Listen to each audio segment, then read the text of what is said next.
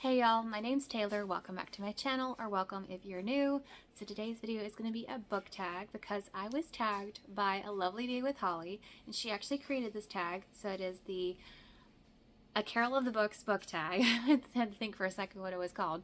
And she did an amazing job coming up with these prompts. They are so creative, so festive, perfect for this time of year. They are based off of Christmas songs, and I had so much fun coming up with answers for these. I tried my best to pick books that I actually own, but there were a few that were kind of challenging, and I didn't have books for some of them. So I will give you my answers starting now. So number one, It Came Upon a Midnight Clear, a book with a nighttime scene on the cover. So I have two answers for these because I had so much fun I just couldn't narrow it down for some of these prompts. So first one, Counted with the Stars by Connellan Cassette, and you can see the night sky here, and it is biblical fiction set during the time of the Exodus. Give this 5 stars, highly recommend. Second one is Ella Enchanted by Gail Carson Levine, and whoop, there is the night scene there above the castle, and this is a retelling of Cinderella, middle grade fiction, secular, technically. Well, it's secular. It's not technically. It is secular. But it is clean, of course, and it is my favorite childhood story ever, so I still love it to this day. Yeah, you should read it if you haven't. Number 2, O Little Town of Bethlehem, set in a small town. And for that one, I picked a classic. So this is Christie by Catherine Marshall. This is historical fiction about a teacher that goes to Cutter Gap, Tennessee, on a mission to be a teacher and to share the gospel. So love this one too. Number 3, Joy to the World, a book with a global setting. So Holly gave this answer, which is the only book I own that would fit this prompt. So this is Last Light by Terry Blackstock. It's kind of almost an apocalyptic type event happens, and basically all the electricity, all the generators, anything that generates an electric current, batteries, anything like that, doesn't work anymore, and so the whole world is impacted by that, and it is one family's story of survival and how to be Christians during this difficult time. So this is the only book I own. However, I did think of another option, and that would be Shadow by Kara Swanson. It is the second book in the duology of The Heirs of Neverland, and the reason I said this one is because the majority of the story, I think almost all of it, is set in Neverland. So what happens in the book impacts all of Neverland. So it's a little bit different because it's not the Earth global, but it is Neverland global. So that's what I came up with. Number 4, Silent Night, an element of silence in the story. So I didn't own a book for this one either, but technically I own the ebook, but To Break a Silence by Lydia May, and this is a retelling of The Little Mermaid. Obviously she loses her voice for most of the book, and I just love this retelling. It's so fun. I gave it 5 stars. Highly recommend. Number 5, I Saw Mommy Kissing Santa Claus, a married couple main character. This one was tough.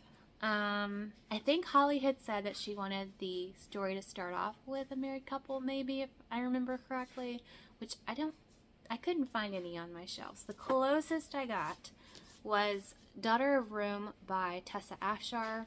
This is biblical fiction about Aquila and Priscilla, and on the back, I haven't read it yet, it says their courtship, and then later on they run away, I think. But yeah, I'm not sure how long they're a married couple in this story, how much of the book they're a married couple, but I mean, they're married in history, so that's what I'm gonna say.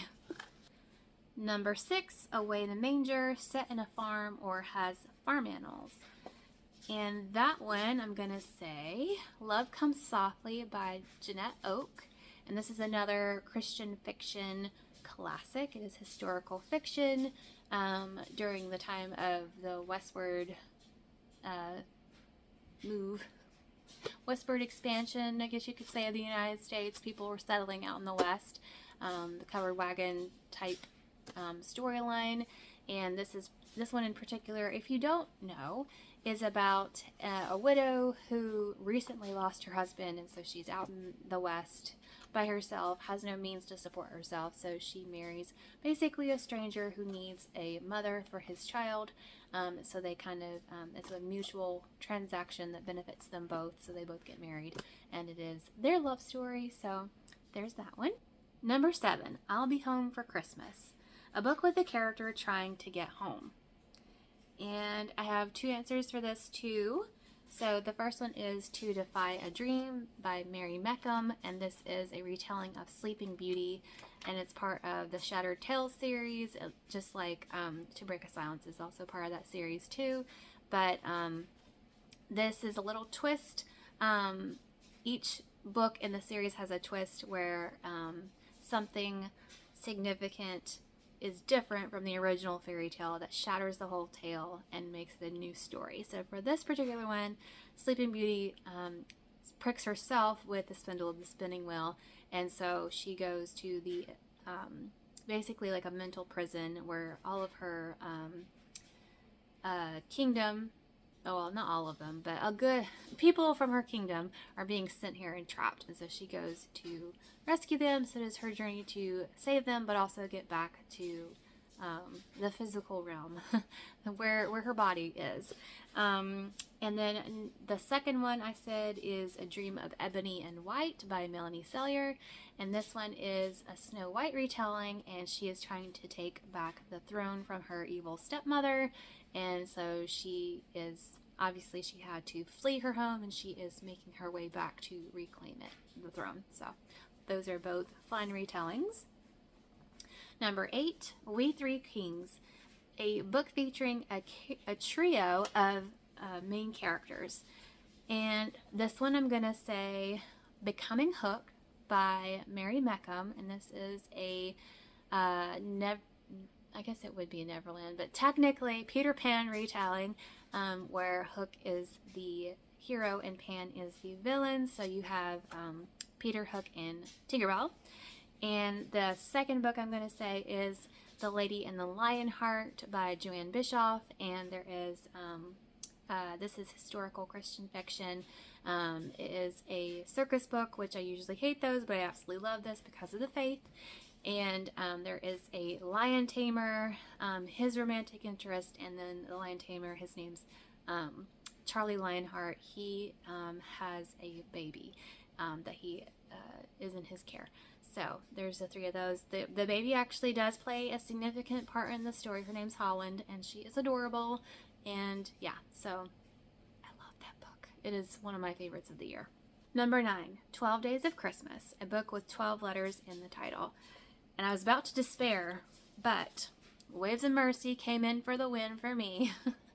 This is my favorite book of last year, and it has such faith. It's dual perspective.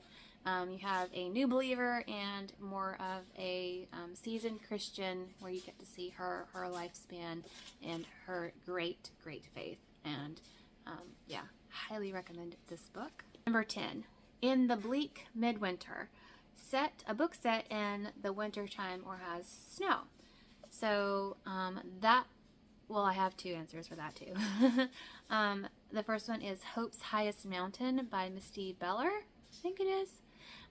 This one, the whole book is winter, and it is a survival story in the winter. There's tons of snow. There's an avalanche.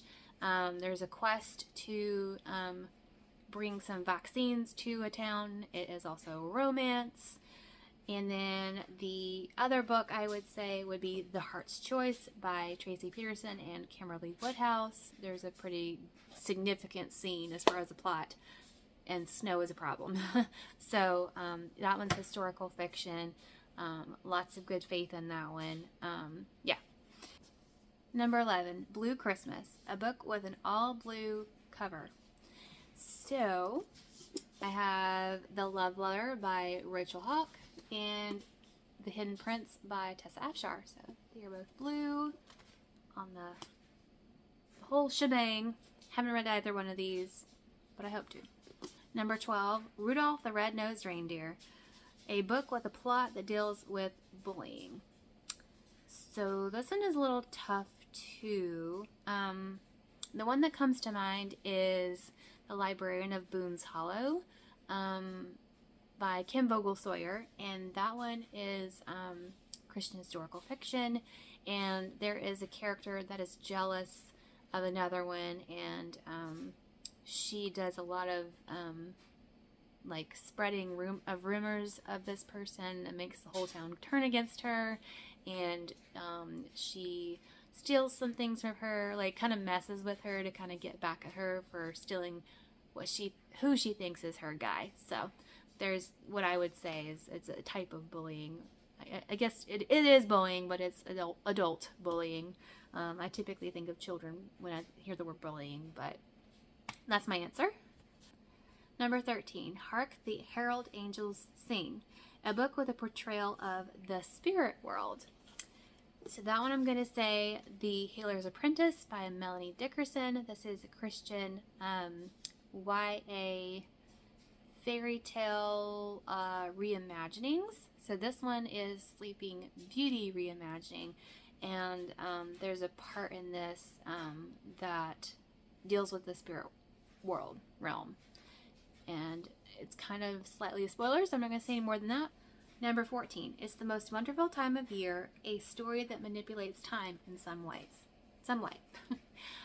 The only book that I own that deals with time at all is, well, technically there's two of them, the Timeless series. So the first one is When the Day Comes. Second one is In This Moment. Favorite series of all time. Please read. Number 15, Carol of the Bells, a plot where music is a key element. So for that one, I'm going to say Sky of Seven Colors by Rachel Nelson. This one is a secular fiction book. And I forgot to say that the Shattered Tales books, Becoming Hook, and the book by Melanie Selyer, those are all secular as well, but they're all clean. Every book that I recommend is clean or Christian fiction. So I forgot to say that, sorry. But anyways, so it is secular fiction. It is about a story where a woman goes through a portal to another world. It is another Earth that is in grayscape, and there is color magic. Since she comes from a world of color, she brings that with her, and she is all color, and the rest of the world is grays, whites, and blacks. And so since she has this color that she brings with her, there's some magic associated with that. Anyways, there are a species in this book called the Croppers, and they have songs. So they kind of remind me of like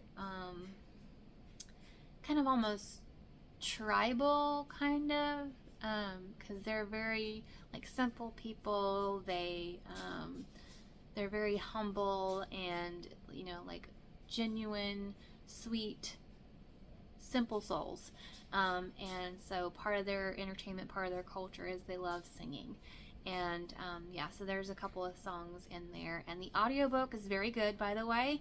And the narrator, she does actually sing, and she does a good job. So the last question, or I guess call to action, is to tag some people.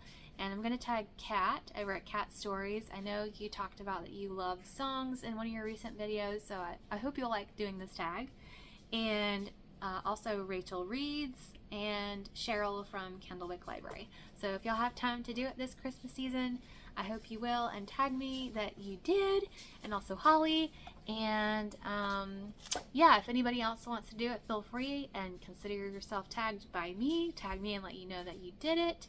And yeah, I will see you in the next one. Bye.